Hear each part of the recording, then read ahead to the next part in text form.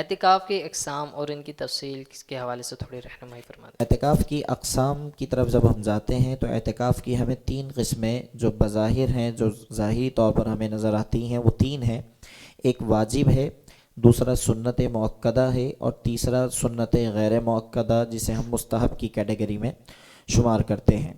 واجب اعتکاف وہ اعتکاف ہے کہ جو بندہ اپنے اوپر از خود لازم کرے۔ مثلاً کوئی شخص یہ کہے کہ میں فلاں دن کا اعتکاف اس کی منت مانتا ہوں، یہ میں اعتکاف کروں گا، یہ اس کا منت ماننا یہ اس پر لازم ہو گیا۔ جب یہ لازم ہو گیا، چونکہ یہ منت مانی ہے، نظر مانی ہے اس نے، اس نظر کے ماننے کے سبب اب اس پر یہ اعتکاف لازم ہو گیا۔ دوسری قسم ہے اعتکاف سنت مؤکدہ علی الکفایہ۔ سنت مؤکدہ علی الکفایہ یہ ہے کہ ایک شخص رمضان المبارک کے آخری عشرے کا اعتکاف کرے، اور اس آخری عشرے کا اعتکاف کرنا یہ سنت علی الکفایہ ہے۔ کفایہ علی الکفایہ سے مراد یہ ہے کہ محلے میں سے، علاقے میں سے اگر کوئی ایک شخص بھی ادا نہیں کرتا تو پھر پورا علاقہ گناہ گار ہوگا، اللہ اکبر۔ اور اگر کوئی ایک شخص بھی ادا کر لے تو پھر وہ اس سے بری الذمہ ہو جائے گا۔ یہ ہے سنت مؤکدہ علی الکفایہ۔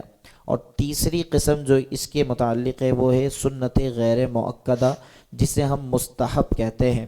سنت غیر مؤکدہ یہ ہے کہ کوئی بھی شخص اعتکاف جب مسجد میں داخل ہو، اعتکاف کی نیت کے ساتھ مسجد میں انٹر ہو جائے، جب تک بیٹھا رہے گا اسے اس کا ثواب ملتا رہے گا۔ سبحان لیکن اللہ۔ اس قسموں میں اگر ہم غور کریں تو پہلی اور دوسری قسم جو واجب ہے اور سنت مؤکدہ علی الکفایہ ہے، ان دو قسموں کے لیے روزہ رکھنا ضروری ہے، روزہ رکھنا شرط ہے۔ بغیر روزے کے یہ اعتکاف ادا نہیں ہوں گے۔ واجب اعتکاف ہے، اس کے لیے بھی روزہ شرط ہے، اور جو سنت مؤکدہ علی الکفایہ یعنی رمضان المبارک کے آخری عشرے کا اعتکاف ہے، اس کے لیے بھی روزہ رکھنا ضروری ہے۔ اگر کوئی شخص روزہ نہیں رکھتا تو اس کا اعتکاف وہیں ٹوٹ جائے گا، روزہ اس کا فاسد، اعتکاف اس کا فاسد ہو جائے گا۔